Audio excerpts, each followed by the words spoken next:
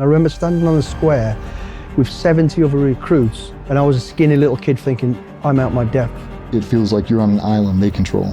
They control the weather, they control the tides, and whatever they want to have happen, it happens.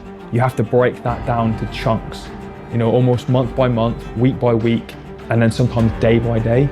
You literally become primal. It almost becomes like, I just have to survive this. And every week is like a killing phase, you know, getting rid of dead wood in the troop. You turn up as a civilian and you leave as a soldier. Welcome back to Mulligan Brothers. Today's video, as always, was sponsored by Huel. I'm drinking Huel Black Edition, which has 26 vitamins and minerals, 35 grams of protein and slow release carbs to make sure that I can stay satiated and proteined up whilst I make these documentaries. If you want to find out more about these, go to the link in the description. I'll talk about them a little bit later on in the video. I eventually joined just after 17, and when I joined the parachute regiment, and that's when my whole life changed then. You know, I realised I'd done the right thing. I knew this is where I needed to be, and I was now looking at real men, not little troublemakers from where I was that I thought was a big fish and I wasn't. These were real men, been to war just after the Falklands, respected, and I remember looking and thinking, that's who I want to be. I want to be remembered and respected for something good like these people. And that was my, I've got to do this moment. Yeah, that's one thing I wanted to ask you about, is that initial moment, because you've described it a few times. I've seen in previous interviews about when you got there, it was like these real men. Like, so what was that moment like? How did that change your sort of outlook and mindset? You know, as a young kid, I think I was, I don't want to call it fearless, I'd actually call it stupid. Nothing bothered me. You know, getting into a fight didn't bother me, nothing. I wasn't scared of anything or anybody. I'd fight people twice my age, 3 times my age, not a problem. But then I realised now I'm stepping into a real man's world. This is an old nonsense bullshit world. And that happened immediately. And I remember standing on the square with 70 other recruits, and I was one of the youngest, and definitely the skinniest, or one of the skinniest. There's 2 of us that are quite skinny. And I remember looking down the line, and it was blokes with big chests, hairy chests, tattoos, moustache, you know, and I was like, wow. And I was a skinny little kid thinking, I'm out my depth. There's no way I'm going to be able to compete with these people. And that was in my mindset. And I was already starting to, you know, mentally lose it and thinking, I ain't going to do it. Then I just thought, I'm here. I'm not going back to that lifestyle. I've got to make this work. And as the weeks went by, the numbers got fewer, and I was still there. And every day I looked down the line and more people went, these big guys were going, it gave me strength and it gave me belief. I thought, I can do this. I'm going to do this. And I started to not get cocky, I got confident and believed in myself. And every day was difficult, every day was different and hard, but I just thought, I can do this. And it went on and went on and went on, and the numbers got fewer and fewer and fewer, and I was still there. And it was hard. You know, and every day I felt like throwing my hand in, but the thing that stopped me doing it was going back to the lifestyle and the way I was. I couldn't do it. There was only one way I was going to go back to that, is if they said to me, you have failed, you're out. Until they tell me that, I'm going to keep going. And it was hard work. And at the end of it, there was 7 of us originals left, and I was the champion recruit. I was actually the best recruit for that troop. They were all great guys, don't get me wrong, but I just shone a little bit more than, and I think, to be fair, I had an advantage having been in cadets. I knew some of the basic skills, so that helped me along the way. But on the physical side of it, it was hard. It's really hard. I was up against big, hard people. What is that, to describe the training? What's it like? The test at the start, how's that going through that? It was difficult, you know, running with boots, running with weights, being in the gym 40, 50 minutes of non-stop, pushing myself. I'd boxed a lot, so I was used to, you know, cardio work, but this was relentless. It was non-stop. There was no breaks, no breaks. You've been screamed at, shouted at, and you're being pushed really through your limits. And obviously the reasons for it are needed. It has to be done, and that's what they did. And yeah, I struggled with it. It was really tough. And then the sort of endurance stuff was something I wasn't really used to. You know, where in civilianization do you run around the mountains with a house on your back? You don't. And it was building me up for the right reasons to, you know, get ready for potentially joining the battalion and going to war should it happen. And that was what it was all about. So that was difficult, getting used to that. But, you know, I embraced it. I kind of enjoyed it. Every time I did it, I felt like I'd achieved something. And, you know, I've been so used in my school career eating one word, fail. Every exam, fail, fail. When I did P Company as a young 17-year-old kid, it was the first time I'd really had the word Billingham, pass. And it was like, wow, I've just won the lottery. And I'm looking around the room of 40 of us that have attempted these tests, and I was one of 11 that got passed. And I thought, wow, this is amazing. And I really started believing in myself then. I thought, right, I can do this. And it just, so though going through it was hard, and every day, every run, although I was fit, I was saying to myself, I was kind of, the little angel was saying, throw the towel in and give up. The devil was going, run through the trees, just keep going, you know, and the devil drove me forward on this one and got me through to where I needed to be. Selection is like a race of attrition, and you generally start with around 150 to 170. In the first 3 weeks, you're probably down to around 50, and then you go out on the next phase and, you know, you could come back with, say, 20, 25 people, which is probably a good course. And then the rest of it's just training to get you ready to join the squadron. I think for me, like, I enjoyed selection. Like, there wasn't one day when I woke up and just went that I didn't want to be here. It was more just about, you know, just proving to myself that I could get through each day. And I kind of found enjoyment in seeing people fall off. I think a lot of people do, as in, not in a bad way, right? I didn't rub anyone's face in it. But when you're doing things that are difficult and you've got an easy option to get out, like you can literally VW and, you know, you don't hand a number in. You literally VW and you can just walk off and pack your kit and go. And you'll be in a warm shower and bath and, you know, whatever food you want. So it's easy to quit, which makes it, you know, the majority of people do quit. I think when that happens, like, you see their weakness and it puts you up a level, right? It puts you up a level of, puts your strength up a little bit. So yeah, I enjoyed those 6 months on selection. Like, I was 19 years old turning up at basic training, and you know, I still had that like element of that fat shy kid that was like chasing me around. So like when I turned up, I remember turning up at the train station, and you all meet in the same location, and like the screws or the corporals come and take you up to the camp. And I remember looking around at the other lads and just thinking, like, there's some big lads, but everyone looks stronger and fitter than you, or like more confident, or, you know, you just have this perception of them, and they're probably, you know, looking back now, they're doing exactly the same. They're looking at you going like, fuck, like, these guys are stronger, fitter than me. I think it's just something that humans have got ingrained into them. And then, yeah, you jump in the minibuses and drive and get thrown like a set of like Ron Hills and a maroon jumper, and that's you like get your head shaved and you're initiated into the transformation camp from civilian to soldier. And it is literally that, right? You turn up as a civilian, you know, wide-eyed, eager, and you leave as a soldier. And it takes 6 months. And yeah, like, do you know what? I kind of shocked myself getting through that, because I was never the fittest. Like, I was never the strongest. I was never at the front. Like, and we used to do these exercises where, you know, it'd be a warm up before we went on a tab, and the PTIs would, you know, point to a tree and just say, right, everyone to that tree and back. Last 10, go again. And I'd always be in that last 10. And then it'd be, right, go again, last 5, go again. And I'd always be in that last 5. But I kind of like, I had a bit of a theory around that. And I guess because I was never the fittest, never the strongest, but I've always completed stuff and always hung on. So I've always been used to being, you know, in that fatigue state. Like, that's quite normal for me, which, as we all know, that builds resilience and that builds a stronger mind and body.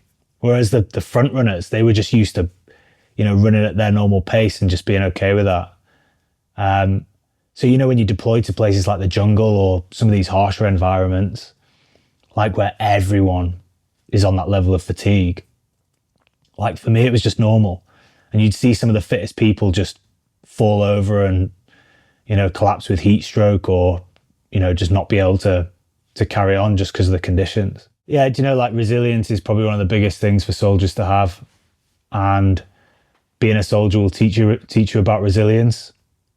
And all resilience is just an ability to be able to do difficult things. So less an IQ, right? Which is, just intelligence, right? So being able to remember a lot of detail, and more kind of a situational intelligence and an emotional intelligence. Because at the end of the day, if you're in the special forces, you're working with a group or a team, and you're all going out and taking actions under high stress environments. And then you've got to be able to read those environments well. And then obviously a base level of decent fitness that you can work on. But, you know, like, every special forces soldier just wants to get better at what he's doing. And it's a high, you know, it's a high testosterone, high alpha male environment where everyone's just trying to outdo each other secretly. And, you know, everyone wants to be better at it. Everyone wants to be better than everyone else at shooting or whatever it is. It's a good environment to be in. So the Royal Marines training, what is that like? Like, what is that process like? It's brutal.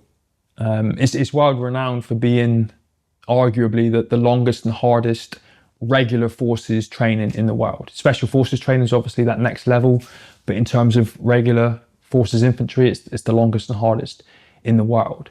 And you have to be extremely fit physically, and it's very progressive and gradual, and you build up over 32 plus weeks to be able to do the final phase, which is called the commando phase. But if you're not mentally robust, if you can't be cold, wet, sleep deprived, food deprived, you know, covered in blisters with 4 or 5 miles left to march, if you can't do that and conquer your mind, then you won't make it. And then I've seen people that are 100 times fitter than me physically fail because they don't like the other side of it. The mindset, like, yeah, describe that of what you feel it takes to get past that training. You have to evolve, like, very rapidly. You know, I was 17 years old when I did it. I was still a boy, and I was surrounded by men. I was the second youngest in my troop. Everyone else had more life experience and more experience in everything than I did. And it was very overwhelming. It was very scary. It was very intimidating. And you have to adapt really quickly and just run with it. And I think you develop your own way of dealing with it. And what I did personally was, you know, 30 weeks is a long time. It's 32 now, it was 30 when I did it. You have to break that down to chunks, you know, almost month by month, week by week, and then sometimes day by day. And that was the mindset that I adopted. I just thought, right, get through this day, get through this week, get through this month, tick the box, and then we'll restart again and, you know, keep pushing. And eventually, you know, as long and as arduous as it was, eventually you'll get there, and then you can start your career and do the fun stuff. I hope you're enjoying this episode so far. Today's episode, as always, was powered by Huel. Obviously, I've been using Huel for the past few years, but right now, as we speak, I'm doing the world's heaviest marathon where I do 100 kilos across Scotland, and then I'm going to have a stone cut down into a 30 kilo stone and run that back 450 miles over 10 days. To do that, I need to be fueled with the right nutrition, and that's where Huel has come in clutch. They provided me this and so much more, as I consume over 15,000 calories per day running across the country. From the essentials with slow release carbs, and then we have the Black Edition, which I have been using throughout my training and I will be using all the way across the country.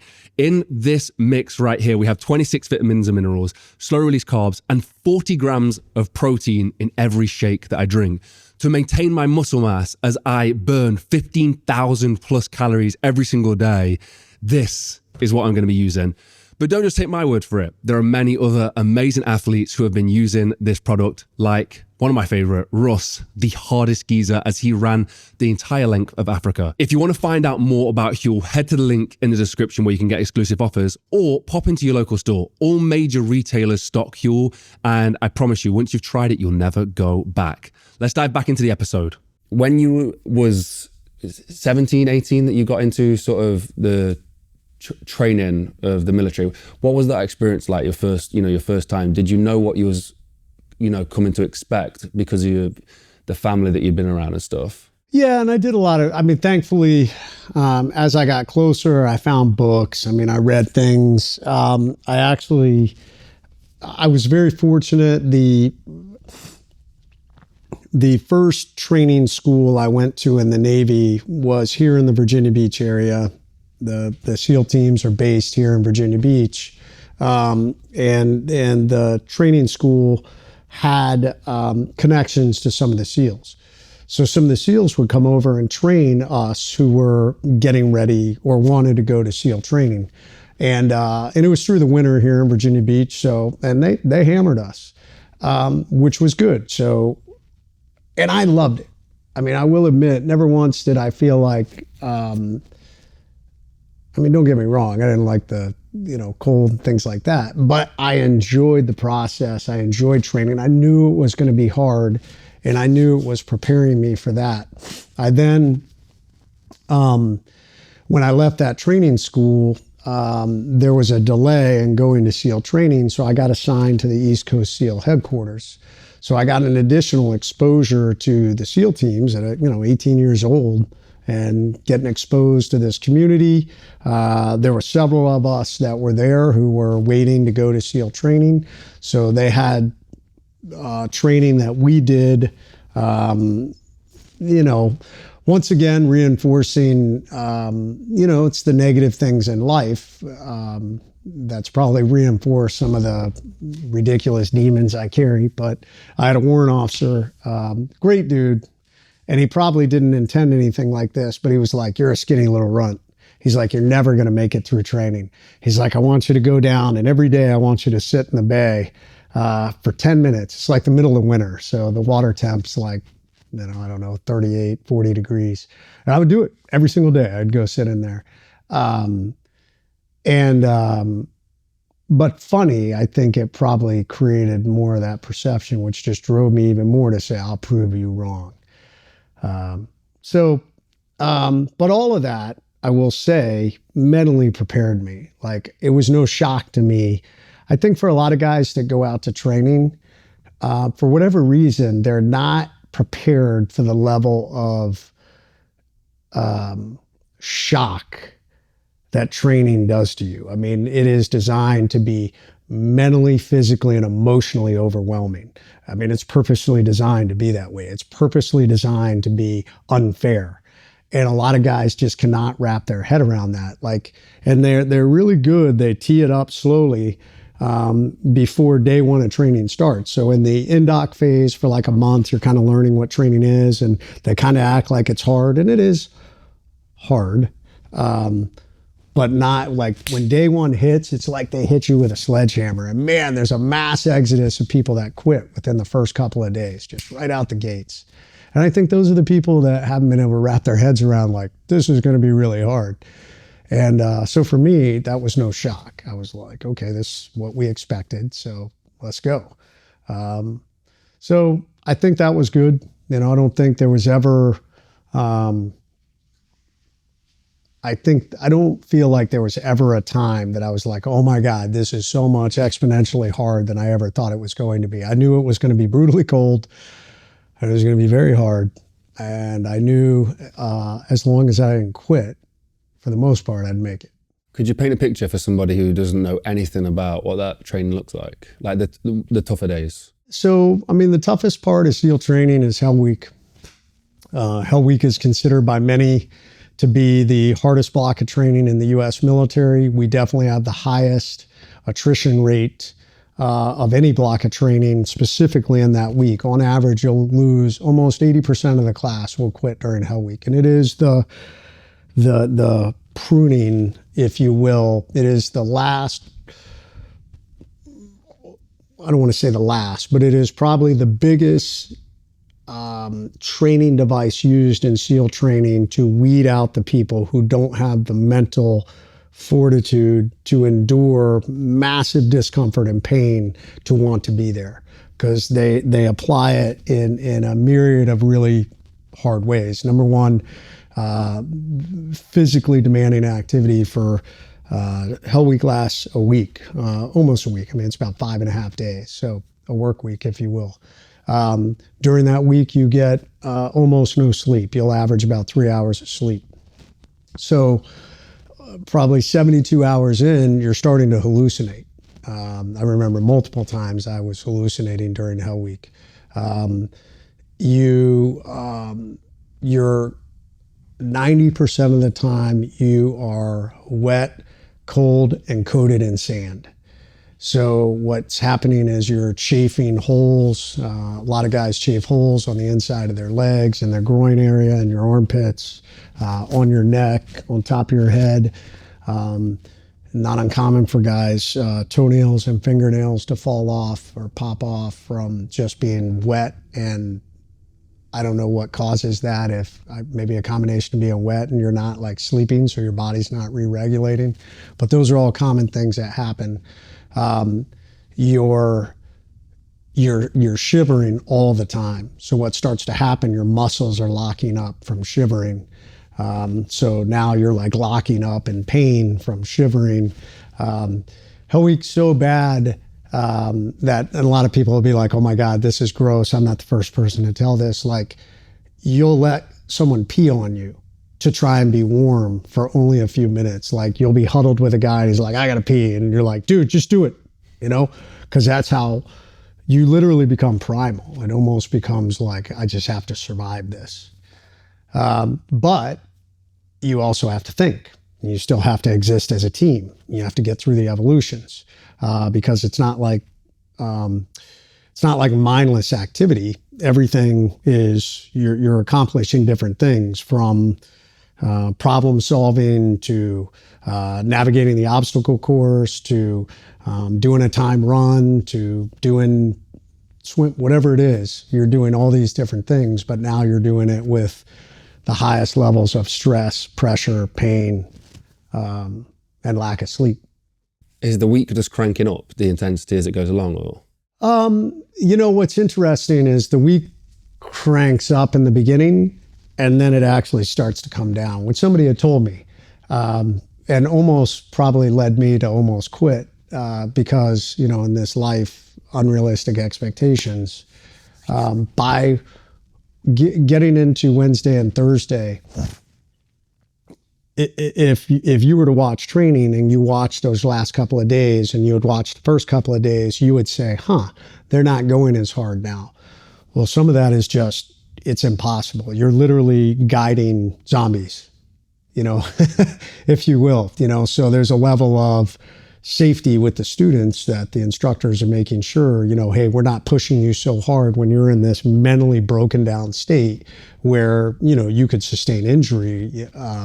So technically, but in your mind, when you're in it, you feel like, it's funny, you think you're like chariots of fire running, like da, da, da, da, da, da. You're thinking like, I am so fast on Thursday.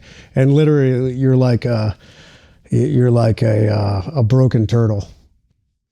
So you finished the training, and I mean, what was that moment like, passing? All of SEAL training, or when I finished Hell Week? When you finished, I mean, Hell Week specifically would be, Hell Week was amazing. I mean, to know that I had finished it. I mean, Hell Week is the biggest crucible of SEAL training. I mean, there's still some other ones, and Hell Week is what bonds every SEAL. And there are frequent times that many of us have talked about that it was your ability to get through Hell Week that later would enable you to grind through the hardest moments in combat. And I would, my moment in combat became a mental, like, it was a focus on staying awake to stay alive. Like, I knew that if I let go and closed my eyes and went to sleep, I'd never wake up again. So in some ways that came back to those lessons. And I've talked to other guys that have been shot and in crazy situations where a will to survive and persevere is a really powerful thing. I mean, I think any paramedic or doctor can tell you when someone decides, we may not be able to stay alive indefinitely, but I guarantee you can stay alive for, if I take one person and give them exact same injuries and one decides he's ready to die, he will die very quickly. Whereas the other one, if they're fighting and fighting and fighting, they will live for a substantially long period of time, because it's amazing the power of the will to live and the will to overcome. And I think that's something that Hell Week and SEAL training teaches you. So when I joined, and if you talk to anybody who was in the special operations community, I'd say 90% of them, they join with a contract guaranteeing them a slot to BUD/S.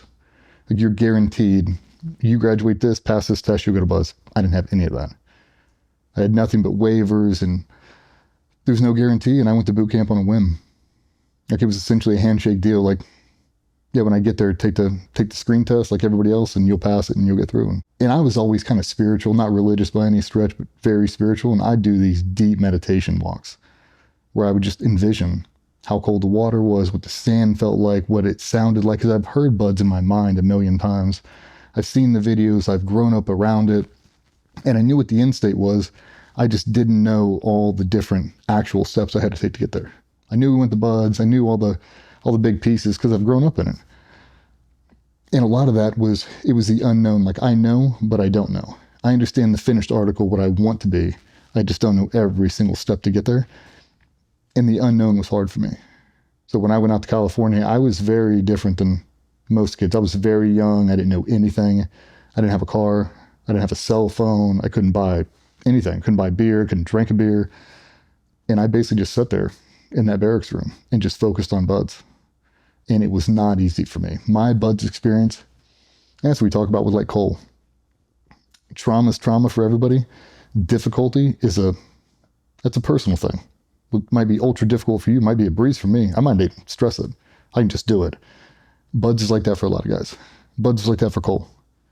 Professional athlete, triathlete, an amazing swimmer. He cruised through BUD/S. I didn't. My BUD/S story was very, very different. And if I'm being honest, if I had to go through right now in the same condition I was in 2002, they wouldn't even take me now. You have to be such a physical phenom to even get orders to BUD/S now, that my whole trajectory would have been thrown off completely. And just by the time, the place, how young I was, how fast I healed, that's really how I had a leg up on anybody. Is I could get hurt the same way you could, and I could bounce back on Monday like it never happened. Well, a lot of guys get hurt, and they just continue getting hurt. What does a snapshot of BUD/S look like? Like, how would you describe it? From the outside looking in, it is a normal school in the military. They have a start time, they have an end time, they feed you 3 times a day. They have cadre that go home to their wives every night. I mean, it's a normal Navy school, but from the hours they have you, it doesn't feel that way. It feels like you're on an island they control. They control the weather, they control the tides, the sunset, they control it all. And whatever they want to have happen, it happens. So you'll wake up at 4 a.m. will be your first muster. You'll go do we'll call it a circle PT, basically out on a grinder, big flat top of pavement. The whole class will run in there. You have to run everywhere you go. You can't walk while you're in BUD/S. You're always jogging no matter what. To catch you walking, it gets pretty bad. So you'll run in, you all get in formation, screaming, hooting and hollering, and some freak will walk out of that building, sipping a cup of coffee, and he's a physical phenom. At whatever it is he's about to do, he's the best at. I mean, we have instructors that can knock out sets of 40, 50 pull-ups, and I know people are like, no, you can't. There are people in that organization that will knock out sets of 25 and hang from one arm and wait for you to quit and just continue doing that cycle. They'll do 1,000 8-count bodybuilders, continuous, nonstop, 1,000 4-count flutter kicks, and they'll just drink coffee and talk shit while they do it. They're on a different level, and it's because they understand the process and they're not doing it every single day. So when they go on these runs, they'll get the fastest dude to set the pace, and he'll go down that beach at, 5.5 minute mile and cruise it the entire way. And you're blowing snot trying to catch up to him, and it looks like it's effortless. So they have this Herculean approach that you'll never be able to get there. You'll never be able to chase him. You're chasing greatness all day long is what it feels like. And then I understand the reality. Like, I know exactly what happens at the end of this course. I know exactly how that guy really is because I've got to see it. All these other guys haven't.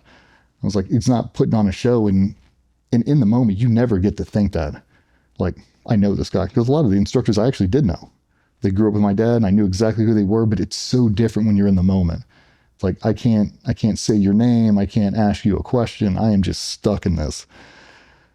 And that goes on and on. You basically go from meal to meal, and the evolutions get harder, the times get faster, the push-ups increase, the pull-ups increase, the runs increase, and times get faster. So the whole time you're going through, you're getting more broken down, but you're getting faster and stronger, and they're showing it.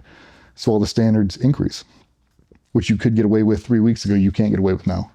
Now it's exponentially harder. And basically do that for, and how long the process is now? 6 months, 9 months, and then follow on training after that. Because I have wanted to join the Marines from like 13 or 14, by the time it came to joining up, like I knew inside out what training was, what was happening in what week. And the only bit that I didn't know was whether my body would be physically strong enough to complete it. You know, my head game was good. I knew that's what I wanted to do. And it's the longest infantry training in the world. It's 30 odd weeks. So it's quite a long time, and it's very intense. You know, there's very hardly any days off through the whole process. And every week is like a culling phase, you know, getting rid of dead wood in the troop. So out of maybe 50 people that join, 50 men that join, then at the end of it, there might be 7 or 8 that finish it. And so joining at 16, my bones weren't fully developed and my body wasn't fully developed. I was essentially still a boy. But yeah, I found it was tough, but I knew that it was going to be tough, and I knew that wouldn't last forever. You know, there wouldn't be people staying in the Marines for 10, 15, 20 years if it was as hard as it was every single day in training. You just couldn't last that long. So it was the first part of my life where I started to realize that you can literally become what you think about. You can have what you want as long as you know what it is that you want. And I think a lot of my friends at school, they just didn't know what they wanted to do. They're going to prolong it a bit more, do A levels or higher, and then they go to university, still don't really know what they want to do, choose a course that they're not that interested in, come out 23, 24, still not know what they're going to do, dodge around a few jobs. By the time I was 26, I'd done 10 years as an elite soldier. I just shortcutted that whole 10 years of messing around by knowing exactly what it was that I wanted to do and then breaking that down. And that's really, my life up till now has been based on those fundamental points of, you can have anything and be anything and do anything that you want. You just have to know what that thing is. Having purpose is fundamentally so important to who I am. The 2 most important days in a person's life are the day they're born and the day they find out why. Do you remember your first time that you were deployed and you were like, oh, this is really real? I had that thought already landed on me, but it wasn't like going into Afghanistan. The Taliban was just left the area. They were driving around looking for a foreigner, which would have been me. 3 Hilux trucks drove behind us. We thought they would keep driving, but then heard them hit the brakes, back up. They pulled on the side of the road and they started yelling. I heard a gunshot. I don't know if I heard the gun go off first or heard the like pop of an air cracking over your head, but I heard both. So either we run and they shoot us and kill us, or we fight.